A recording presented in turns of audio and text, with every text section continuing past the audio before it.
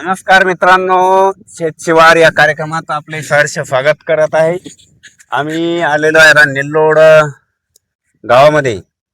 शेतकरी श्री संतोष उत्तमराव यांच्या शेतामध्ये यांनी लावलेले दोडका प्लॉट आणि टोमॅटो प्लॉट उन्हाळी यांचं मार्गदर्शन आपण त्यांच्याकडून घेणार आहोत. तर एक कोणती जाते दोडक्याची? इंजा. त्याच्यावर काही अटॅक वगैरे बाकी दोडक्या अटॅक थोडीफार आळाई होती, पण मग आता एक फवारणी केलेली आपण त्याच्यामध्ये. आणि याला खताचं नियोजन कसं केलं आतापर्यंत? अगोदर बेडवर टाकलेलं होतं असं मल्चिंग आत्राच्या अगोदर. मल्चिंगच्या अगोदर 10-26चा डोस. आता त्याला फुलं म्हणजे लागलेली आहे जवळपास. त्यांनी आता धरलेलं होतं. किती दिवसात येईल आम्हाला?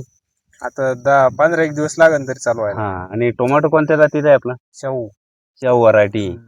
आणि उन्हाळ्यामध्ये काही कलमा म्हणजे असं बसतात का उन्हामुळे काही? आता ते टेम्परेचर असल्यामुळे थोडेसे तोडे वगैरे लागतात. आणि पाणी नियोजन कसं आहे मग आता उन्हाळ्यात? त्याला फुल लागतं, रोजच सोडावं लागतं? सोडायचं आणि तिसऱ्या दिवशी.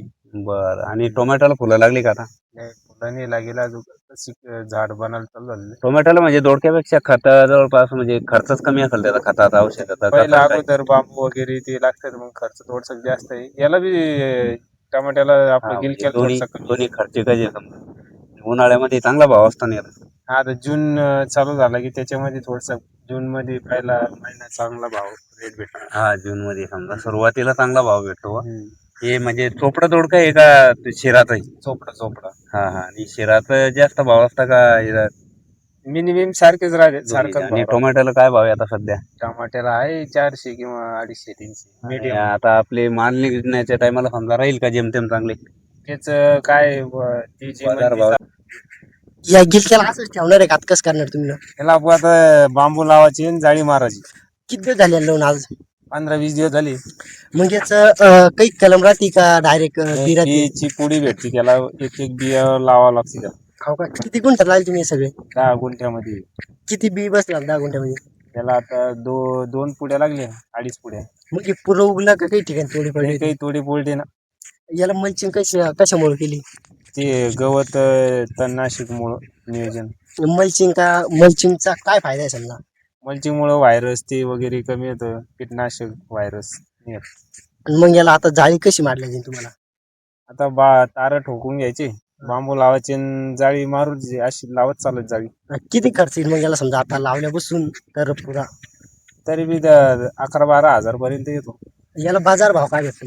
बाजार त्याचा 1000 रुपये जातो रेट, नाही तर 500-400 रुपये कॅरेट जातो. मग इतक्या टेम्परेचर मध्ये कसं राहतं? टेम्परेचर मध्ये काही नाही, त्याला फक्त पाणी फुल पाहिजे. याच्यामध्ये 2 नळ्या कसं होतात? 2 नळ्या पाणी फुल भेटायला पाहिजे. दोन टेम्परेचर मुळे पावसाळ्यामध्ये 1 नळी पण चालते. आता 2 आहे समजा. तर मग किती दिवस समजणे समजायला जास्तीत जास्त? अजून ते 3-4 महिने बी चालतो प्लॉट. पावसामध्ये थोडस फुलं सेटिंग कमी लागते. अच्छा, समजा आपण दोडके लागवड केली समजा, तर बिया बसून मल्चिंगचा त्याचा खर्च किती दिवस समजा आपली उत्पन्न चालू असतं? 10,000 लोक येतो. बांबूचा वेगळा खर्च राहतो, फक्त असंच बांबूचा ते सगळं धरून बांबूचं ते 20,000 लोक येतो. मग याचं उत्पन्न किती निघतं पुरं? मग आता रेट भेटावरती 1000 कधी 500 भेटलं तर मग जेवढा माल लागला तेवढा सेटिंग झाली तेवढी. मग ते एकदा तोडायला लागल्यावर रोज तोडावं लागतं का? तिसऱ्या दिवशी तोडावं लागतो. तिसऱ्या दिवशी. मग याला खत कोणतं सोडेल लावायचं मला? कधी याला 10-26-26चा डोस टाकेल फक्त एक, आणि रूट सोडेल खालून एक, फवारणी करेल. फवारणी कोणती करली? इमामेक्टिनची करेल आणि एक बुरशीनाशक करेल. आणि अजून आता कोणत्या फवारण्या करणे याला? आता 303.